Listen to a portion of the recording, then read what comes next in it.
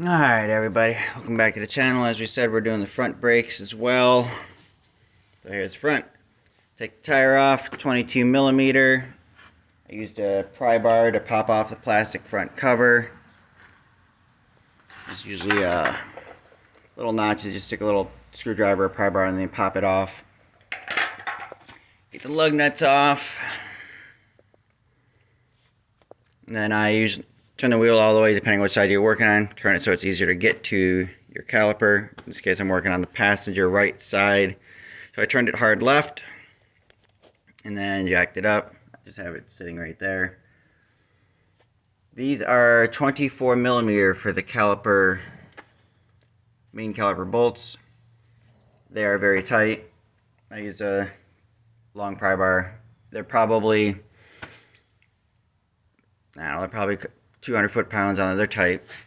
Anyways, then you get the cal, and then you then what I usually do, get that loose, get these free, top and bottom. They were 16 millimeter. Get them free, and then I'll stick usually the pry bar in like one of these holes, and then basically what I end up doing is I ended up catching like on a fin, and then you just pull on it, and that basically compresses pistons. And then you take it off. I usually set it up there, and then you can finish taking these out. In my case, you can kind of tell the lighting is kind of off today because I got the bright sun in front of me, but they're pretty, and these have been squealing since the day I got this truck, so I'm swapping them out. They're pretty much spanked on the front. So yep, we're going to take this off. I'm going to take this off, and we're going to check these slides here. So 1 second. Alright, so we just popped it off. We just rotated it up. Now if you want to, you can go ahead and pop out your like ABS speed sensor here. Pop it out of the clip if you want and such. It's just attached to your brake hose. And then you check these, make sure they, make sure they move in and out pretty freely. Doesn't feel too gritty. And if they don't move, you're gonna have to either heat it up in here, try and get this metal to expand, and wiggle this out. And then once you do get this wiggled out, usually what I do is I try and find a drill bit that's exactly the same size as the hole there where the pin comes out, and I'll just use a drill or by hand. You may need a drill. Run it in the hole to get out any crud or built up lubricant out of there. A lot of guys use some slide glide for the pins, but if it's sticky, yeah, have to take it out, get that hole refreshened, get all the gunk out of there. Put some new slide glide or whatever you want to use on their caliper pin grease, so they move freely. If they don't move freely, that will cause your pads to wear terribly. In this case, my pins are working pretty good because those pads are pretty much perfect. So I'm going to go ahead and get these swapped over. Nothing special on the front. Slide this off. I'm gonna clean up behind the little slides there. These little, where the pad slides on. I have like a 4-sided file. I clean it up out of there because here in Northeast Ohio, etc., we get something called rust jacking. It's actually a thing where over time you get rust built up in the back, and then it doesn't take much, and it'll push these clips out. I mean, even though they're stainless steel and everything, it'll put just a tiny bit of extra pressure on this, and it won't slide properly back and forth as a caliper releases when you push the brake. So even though these could be working properly, if these are pinched and these don't slide smoothly, that will also cause your pads to work poorly and stick, etc. So alright, I'm gonna get these swapped out and move to the other side. Alright, we're still working on this side. We're almost done. Rotor was stuck. In my case, I'm replacing the rotors. So I just used a BFH. It's like a 4-pound Harbor Freight hammer. Hit on the backside, give it about 2 or 3 good hits, rotate it, etc., etc., etc., until it's now free to come off. Otherwise, if you're not necessarily replacing it, I don't suggest whacking against the back of it. You would have to hit in between the lug nuts and not damage your lug nuts.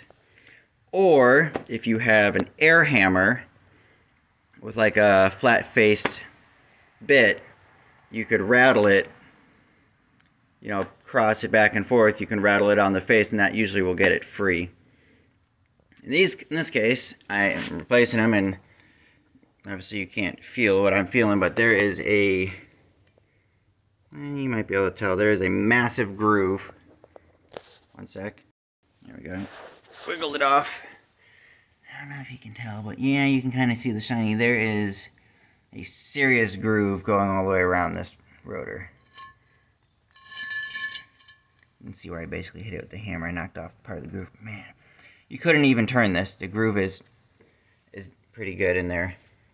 Like I said, if you hit it with the hammer, you'll leave marks. Yeah, this rotor's shot. Yeah, so basically what happened on this truck, you know, whoever's shop they took it to, basically did a pad slap, which basically means you just throw a new set of brake pads on it and you send it down the road.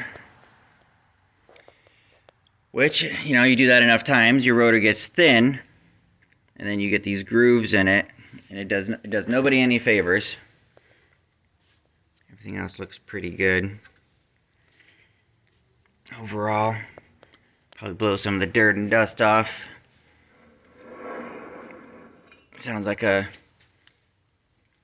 typical hub bearing with some miles on it, not grinding. Now there is a trick.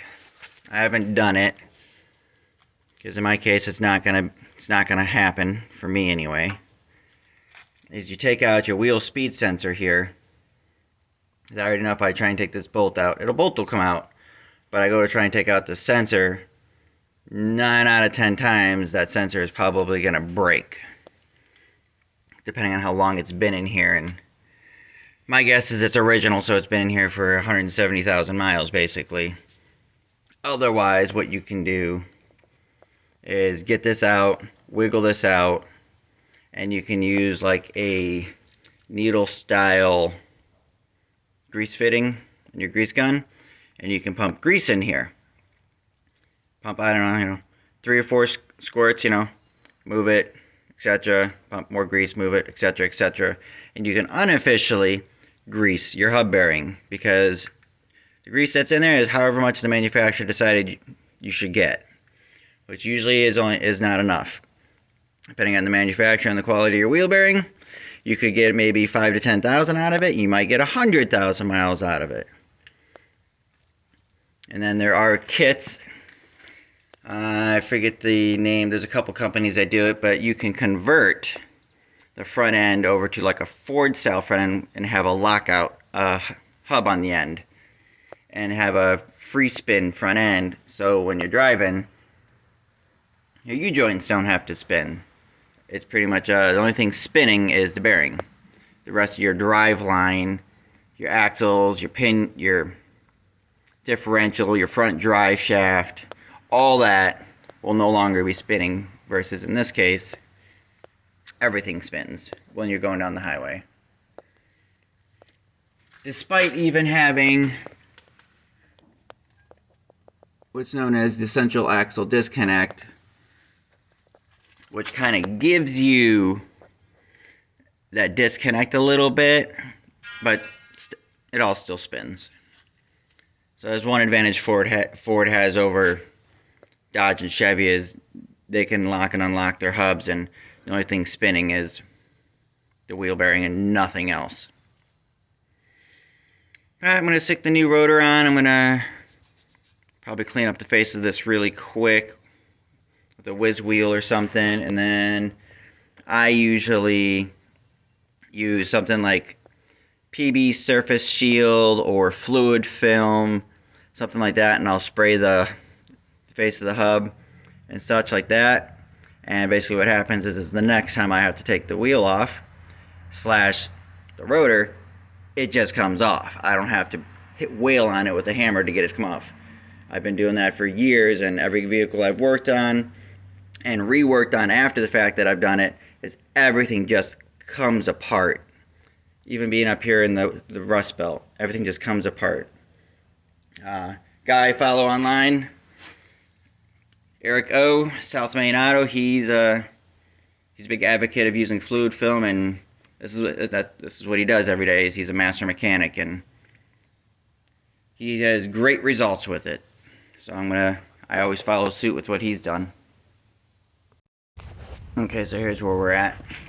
So tip trick, I guess, is because when you stick the rotor on and you're trying to get on caliper bracket and the caliper, your rotor is going to be all floppy. It's not going to want to stay, so you can get everything on here, get the caliper on with your pads. Everything's going to want to move, so just stick a lug nut on there, and that'll keep it, and it won't move anymore. It'll just stay exactly where it's meant to be. As you see, drilled and slotted her on. Again, this ram is not directional based on the vanes. They are not slotted, they're straight, so you can put these on either direction. I'm OCD and I want them to go that direction. These, I don't know what the torque spec is, I didn't look it up. I just tightened them up and then I stood on the bar. And then I used that and I put that on highest number and I gave it an ugga-dugga. It didn't move anymore, so I figured it's tight enough. I mean, the bolt's massive. It's like a 3/4 1 inch freaking bolt, so it'll handle more it'll handle more than I'm going to give it. Anyway, so caliper,